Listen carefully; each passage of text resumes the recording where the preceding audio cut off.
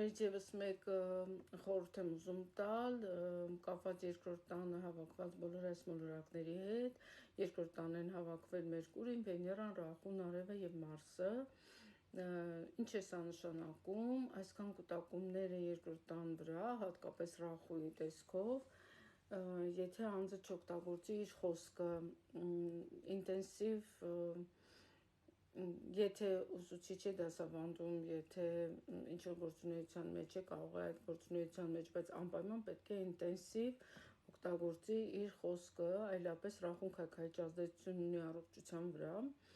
եւ խավարումն էլ այստեղ կարող է մատնանշել որոշակի առողջական խնդիր ոչ միայն ընդհանուր օրգանիզմի հետ կապված, այլև կոկորդի հատվածի, որովհետեւ երկրորդ տունը կոկորդն է մատնանշում։ Հետևաբար դուք կարող եք գործի դնել ձեր ողջ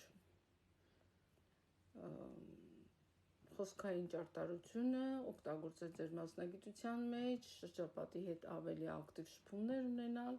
որպեսզի քայքայիչ ազդեցություն տեղի չունենա եւ այդ կուտակված էներգիան, պատկերացրեք, դա ակտիվ էներգիա է, որը գալիս է եւ որը պետք է չմնա այդտեղ։ Եթե մնաց ու կուտակվեց, ինքը վնասում է, իսկ եթե մենք դա օգտագործում ենք, ուրեմն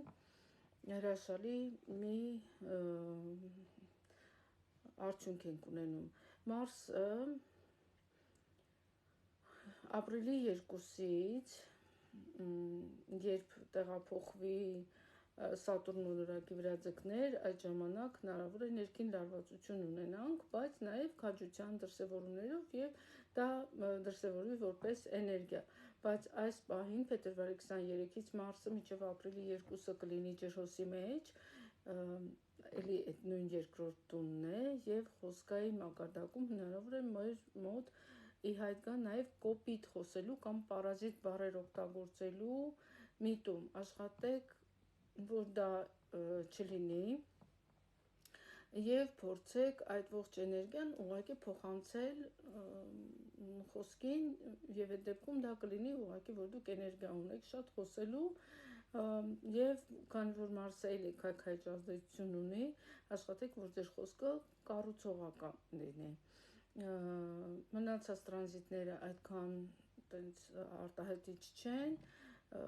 այդ եղջյուրների համար այսքանով կբավարարվենք, մինչև որ կխոսենք մնացած երևույթներից մյուս ամիս։ Ձեզ հետ է Աստղաբան Սոնա Հակոբյանը, բաժանորդագրվեք եւ տեղյակ եղեք հաջորդ նորություններին։ Ստեսություն։